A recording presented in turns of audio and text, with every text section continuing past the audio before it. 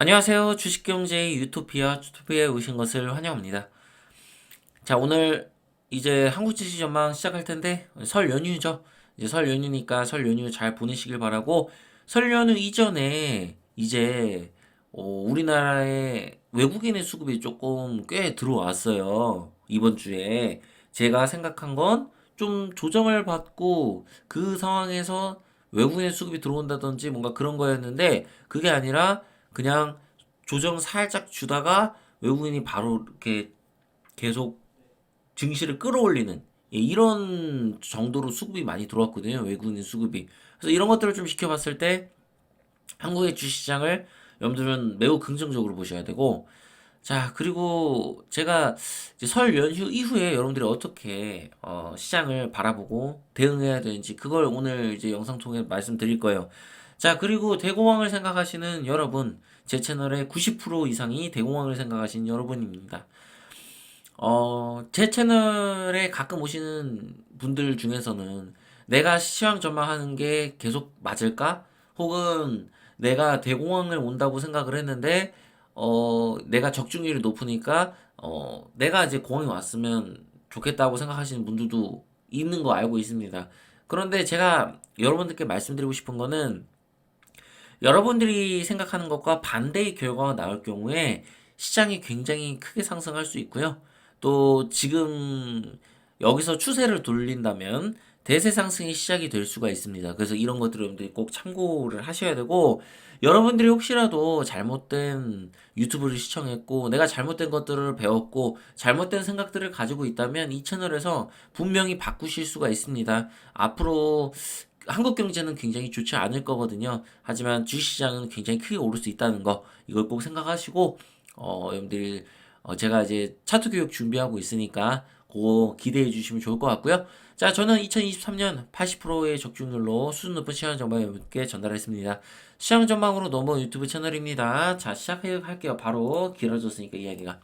자, 어, 윤 대통령이 국민자산 형성 위에 코리아 디스카운트에서 중요하다. 이거 얘기하면서 이제 뭐라고 했냐면, 국민자산 형성을 위해라고 얘기를 했어요. 지금 정부가 하고 있는 코리아 디스카운트 대책을 위해서 어떤 저평가되어 있는 기업들을 재평가해주겠다 이런 것들을 진행하고 있는 걸로 봐서 제가 작년에 여러분들한테 한번 언급 드린 적이 있을 거예요. 한국은 부동산이 버블이고 이미 한국의 부동산을 어떻게 할 수가 없는 상황이기 때문에 이미 추세가 무너졌어요. 한국 부동산은 사실상. 그래서 다른 이제 자산운을 통해서 우리나라의 어떤 지금 이 경제 위기의 상황을 극복을 해야 되는데 그 중에 하나가 제가 가장 확률 높은 게 주식이라고 했죠. 그래서 여러분들은 주식을 절대로 포기하면 안 되는 겁니다. 정부에서 다행히도 이러한 측면들을 잘 알고 지금 이런 것들을 진행하고 있다는 거는 우리가 긍정적으로 생각을 해야 되고, 어, 2월 주식 시장 같은 경우는 굉장히 조금 여러분들이 준비를 해야 돼요. 올해 이제 폭등을 할 수 있는 이 가능성을 생각하고 준비를 해야 되고, 또한 올해 증시 자체가 여러분들이 생각하는 것처럼 계속 가는 게 아니라 변동성이 좀 있을 수 있어요. 그럼 이 변동성이 있는 이 상황에서 여러분들은 절대로 포기하면 안 된다고. 내가 어떻게든 주식을 공부하고 내가 성장해서 미래를 준비해야겠다는 생각으로 여러분들은 2024년을 임해야 됩니다. 그래서 일단은 매우 긍정적이다. 정부에서 앞으로 주식시장을 부양하기 위해서 상당한 노력을 할 것이다. 이것을 여러분들이 꼭 기억을 하셔야 됩니다. 왜냐면 우리나라의 부채를 해소하기 위해서는 그 방법이 무엇이 있을까요?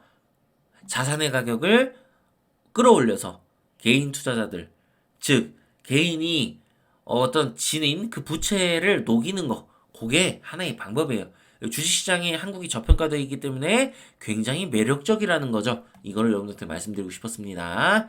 그래서 한미반도체가 이제 200억 자사주 소각, 뭐 AI 반도체 성장 자신, 뭐 이런 얘기를 했다는 기사가 있는데 이것 때문에 상한가가 간 건 아니고요. 한미 반도체가 상한가를 갔잖아요. 제가 이제 틀렸습니다. 반도체가 좀 조정을 받을 거라고 생각했는데, 요건 조금 제가 미스를 했네요. 그러나 반도체가 한미 반도체가 이렇게 추세를 돌렸다는 건 무슨 얘기예요? 한국 시장이 매우 긍정적이라고 생각하셔도 됩니다. 제가 우려했던 거는 이런 한미 반도체 같은 반도체 소부장 대장주들이 못 움직이고 있었다. 이거는 우리 시장에 굉장히 좋지 않은 상황이었거든요.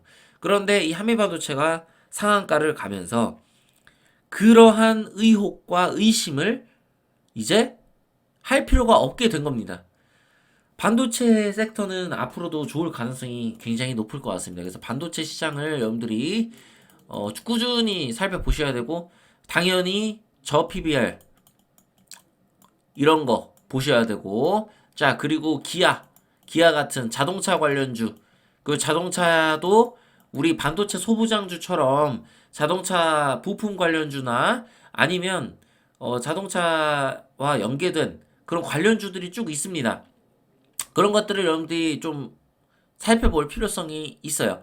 제약주보다는 요쪽이 지금은 한국 시장을 이끌 가능성이 높아 보이고, 지금 로봇 관련주는 조정 중인데 로봇은 상반기 때 계속해서 조정을 좀 보일 것 같고, 요쪽이 아마 좀 들썩이지 않을까 이런 생각을 굉장히 많이 하고 있습니다. 당연히 AI에 관련된 종목들도 마찬가지고요. 그래서 이런 종목들을 여러분들이 보셔야 되고, 자, 당연히 2차전지 관련 좀 보면 안 되겠죠? 자, 북한 한번 보겠습니다. 북한 맨날 이런 기사가 나오죠. 이제 북한에 대해서 여러분들이 어떻게 생각해야 되냐면, 북한 문제가 터졌다. 자, 물론 전면전을 한다 이러면 이제 얘기가 다르겠지만 그럴 가능성은 없어요. 일단 없고 0%라고 생각하시면 되고, 북한은 지금 전쟁을 실질적으로 할 수 있는 상황은 아니나 한국에 강한 도발을 할 수가 있습니다. 그래서 강한 도발을 할 경우에는 폭락을 할 텐데, 이런 폭락들을 기회로 생각을 해야 됩니다. 지금은. 그리고 만약에 그런 폭락이 나오더라도 그것이 한국의 대공황이나 경제 위기로 이어지진 않을 겁니다. 왜? 외국인의 수급이 지금 한국의 주시장에 들어오고 있어요. 이게 무슨 얘기예요? 외국인 수급이 우리는 중요하잖아. 외국인의 수급이 이탈할 경우에 한국이 금융위기에 맞이할 수 있는 그런 가능성이 열리는 거죠. 외국인들의 수급이 계속 들어오고 있는 상황에서 그런 일은 일어나지 않을 것이다. 이렇게 좀 강하게 좀 말씀드리고 싶고요. 그러니까 제가 이제 차트 보면서 말씀드릴게요. 일단은 제가 뭐 예전부터 말씀드렸지만 코스피가 요 라인을 넘으면 뭐라 그랬어요? 대공황, 금융위기 아예 생각하지 말아야 됩니다. 이거 넘었는데 대공황 금융위기 생각한다는 거는 하수나 그렇게 하는 거고, 그리고 하수가 중요한 게 아니라 진짜로 이거는 현실을 모르시는 거예요. 차트를 너무 공부를 하지 않았기 때문에, 본인이 차트에 대해서 모르기 때문에 이러한 것들을 모르는 겁니다. 그래서 여러분들 중에 차트를 나는 필요가 없다고 생각하시는 분들은 정말 잘못된 생각을 가지고 있는 거고요. 경제를 보고 주식 투자를 한다. 그거는 그러니까 경제를 보는 게 중요하지만 경제만 보는 거는 문제가 있다고 분명하게 저는 말씀드립니다. 그렇게 해가지고 나중에 시간이 흐르잖아요. 결국에 실패하게 돼 있어요. 그래서 여러분들 차트 공부를 꼭 올바르게 하셔야 되고, 차트를 어떻게 봐야 되는지 그런 것들을 여러분들 익히셔야 됩니다. 자, 그리고 지금 시장에서 만약에 조정이 이제 나올 수 있다. 그 설 연휴 때. 그래서 제가 그리는 그림은 요런 그림이었거든요. 요렇게 요런 정도에 위치하는 거 주가가. 근데 반대로 지금 강하게 지금 여기서 유지를 하는 모습을 보였어요. 조정을 받지 않고 이러한 모습을 보였는데, 여기에 들어온 수급이 무엇이다? 외국인이다. 외국인이 지금 들어왔다는 얘기는 시장을 끌어올려서 여기 고점 돌파 시도할 거예요. 2월 안에. 그러니까 북한의 악재가 터지지 않으면 고점을 돌파하는 시도를 할 겁니다. 그럼 여러분들은 다음 주에 설 연휴, 설 연휴가 끝나면 그때부터는 진짜 좀 적극적으로 주식들을 모아 가셔야 됩니다. 무조건 그렇게 하셔야 됩니다. 지금은 그렇게 바라보고 시장을 보셔야 되고, 북한 문제를 왜 일단 쫄 필요가 없냐, 지금은. 일단 추세가 다 돌아간 데다가 외국인의 수급이 2월에 지금 2월 중순이 아직 안 됐는데 계속해서 연속적으로 들어왔어요. 그걸 제 눈으로 확인했기 때문에 지금은 시장을 긍정적으로 접근을 해야 되는 겁니다. 설사 여기서 밀리더라도 제한적일 겁니다. 폭락이. 예, 폭락이 제한적일 거예요. 뭐, 여기서 지금 고점 돌파하지 못하고 이렇게 밀릴 수가 있어요. 그러니까 밀리더라도 이건 기회라고 여러분한테 말씀드리는 거예요. 이게 정말 많이 말도 안 되는 일이 일어나도 여기를 이탈하진 않는다.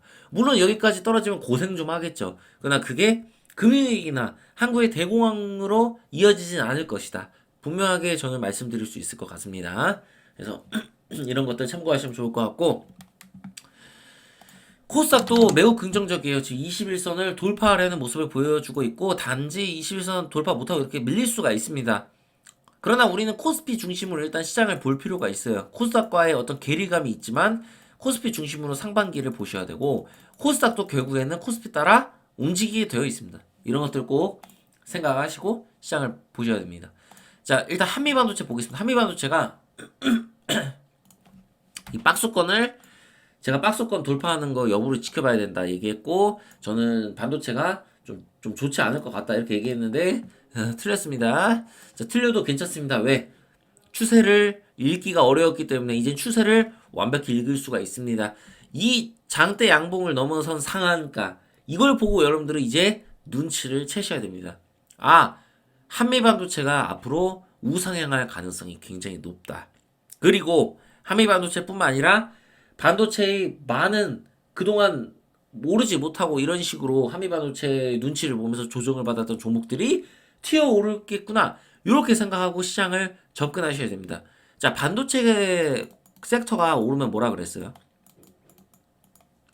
한국 시장을 본격적으로 상승시킬 그런 시장이 열리게 된다. 반도체가 상승한다는 것은 이렇게 생각하셔야 돼요. 반도체가 우리나라의 시장을 앞으로 이끌 가능성이 지금 현재 굉장히 높은데, 전 당연히 이제 조정을 좀 받을 거 생각했는데 제 예상과 다르게 이렇게 지금 간 거예요. 그럼 빨리 이걸 이미 예상을 한 거기 때문에 여러분들은 한국 시장이 크게 오를 가능성이 높구나, 이렇게 생각하고 상반기에 접근을 하셔야 된다는 거예요. 자, 한미반도체 말고 삼성전자는 지금 좀 죽쓰고 있죠. 괜찮습니다. 요 정도 죽쓰는 건 괜찮아요. 자, 여기만 잘 지지해주면 삼성전자도 결국에 튈 수밖에 없고, 가장 중요한 거는 우리 한미반도체가 올랐다는 거예요. 이거를 여러분들이 생각을 하셔야 돼요. 반도체가 이제 시작하겠구나. 응? 반도체는 이제 시작이구나. 잘못 생각했구나. 지금 이제 매수를 하면 반도체로 긍정적인 결과를 얻을 수 있겠구나, 이렇게 생각하셔야 됩니다. 자, 기아.